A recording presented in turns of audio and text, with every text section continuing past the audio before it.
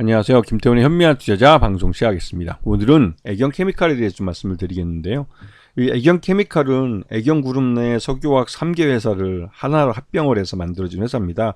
기본적으로 가소제와 합성수지 같은 플라스틱을 개발하는 회사고, 그러다 보니 자연스럽게 이 회사는 이제 그렇게 친환경적이지 않다라는 이미지가 있습니다. 플라스틱이 환경오염의 주범으로 불리면서 나름대로 애경 케미칼 자체적으로 친환경 사업 쪽으로 돌리려고 많은 노력을 하고 있죠.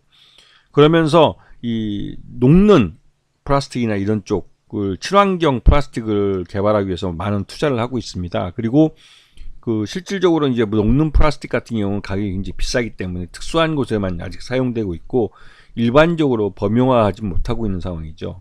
그리고 또 한 가지는 애경 케미칼은 자신들이 갖고 있는 이런 플라스틱 기술을 갖고 또 탄소 섬유를 이용해서 차량 경량화의 자동차 부품 회사로 전환하기 위해서 노력하고 있습니다. 이거는 이 자동차들이 엔진을 드러낸 친환경차라고 하는 전기차나 수소전기차를 만들 때 이 내연기관인 엔진을 드러내지만 그 드러낸 만큼의 무게의 이 전기차 배터리를 차에 집어넣으면서 전체적으로 자동차를 경량화하면서 튼튼한 그런 소재가 필요한 상황이죠. 그래야만 한번 충전에 갈 수 있는 거리를 최대한으로 늘릴 수 있어서 판매를 신장시킬 수 있기 때문에 그렇습니다. 그래서 애경 케미칼은 작년부터 이 자동차용 부품, 자동차 부품으로서의 자신들이 갖고 있는 그 탄소섬유 기반의 기술들을 이용해서 차량 경량화 부품을 만들고 있습니다.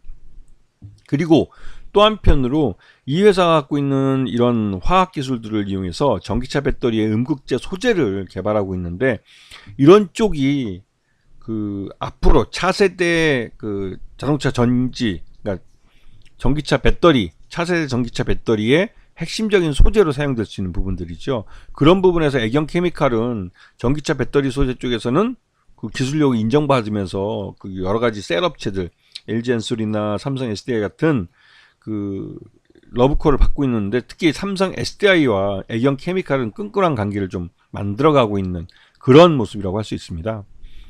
그래서 지금 올해 1분기 실적 기준으로 봤을 때 전체 매출액의 52%가 가소제 분야에서 나왔고 합성수지가 13% 정도 나옵니다. 그리고 생활화학 쪽이 19%. 아직까지 이 신기술 분야인 2차전지 배터리나 이런 쪽은 개발만 하고 있고 그 실적을 내놓지 못하고 있고, 전기차 부품도 마찬가지입니다. 그래서 지금 1분기 매출의 그 추이를 보시게 되면 전반적으로 약간은 좀 둔화되고 있는 모습을 보이고 있죠. 이게 이제 그러니까 석유 가격이 오르거나 또 경기가 침체하면 이 애경 케미칼의 그 생산품들, 이 가소제나 이런 플라스틱 같은 것들이 소비가 줄게 됩니다. 이거는 매출 외형에서도 이제 드러나는 것이고, 일반적으로 이 플라스틱이나 이런 소비재들은 경기가 침체하면 소비가 줄어드는 게 일반적인 현상이에요. 그래서 우리나라도 그 소비가 이 경기 침체 때문에도 이 애경 케미칼의 이런 생산품들에 대한 소비가 좀 줄긴 줄었습니다. 그리고 실적도 올 1분기 실적은 전년 동기 대비해서 적자 전환하면서 좀 부진한 모습을 보여주고 있죠. 하지만 이 회사는 꾸준히 연구개발에 투자를 하고 있는데 음극재 쪽에서는 나름대로 성과를 나타내고 있고, 특히나 나트륨 이온 배터리 쪽에서는 그 나름대로 성과를 나타내면서 이게 이제 그 리튬 이온보다는 훨씬 더 안전하면서 나름대로 그 좀 내구력, 지구력도 있는 그런 배터리로 인정받으면서 전기차 대중화에 필요한 그 나트륨 이온 배터리라고 인정을 받고 있는 상황입니다. 여기에 하드카본 음극재를 이제 만드는데 개발하는 데 성공했기 때문에 나름대로 그 기술력도 인정받고 또 이런 배터리 셀 업체들로부터 그 파트너로서 인정을 받을 수 있는 그런 모습을 보여주고 있죠. 그리고 이런 실리콘 음극재는 이 굉장히 중요한 그 뭐랄까 기능이 있는데, 이게 이제 급속 충전을 할 수도 있고 또 에너지 밀도를 25% 이상 향상을 시킬 수 있기 때문에 음극재로 실리콘 음극재들을 많이 채용을 합니다. 하지만 이게 이제 충전을 하게 되면 배터리를 부풀어 오르는 현상이 발생하기도 하고, 그리고 또 충전하고 방전하는 과정에서 이러한 효율이 많이 저하되는 그런 단점을 갖고 있죠.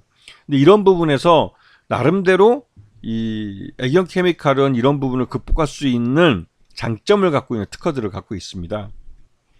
그리고 애경 케미칼이 2026년부터 양산을 준비하고 있는 그 아라미드 핵심 원료인 TPC 이걸 양산을 2026년부터 합니다.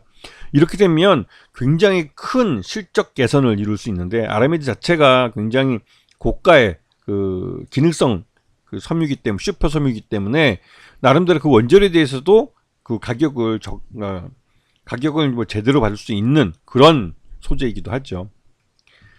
자, 이 애경 케미칼은 AK 홀딩스가 최대주주고 이쪽 지분이 60.30%나 됩니다.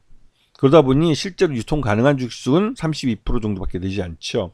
그래서 이 애경 케미칼은 실적만 호전이 되면 그 대주주를 위해서 고배당 주식이 될 가능성이 높고, 특히나 이 품절주가 될 가능성이 높은 종목으로 치부됩니다. 지금 보시면 아시겠지만 이 회사가 전기차 부품업체이자 또 이 2차전지 핵심 소재 쪽 그 사업을 한다고 이제 발표를 하면서 작년 4월 달에 주가가 아주 굉장히 큰 폭으로 급등을 했습니다.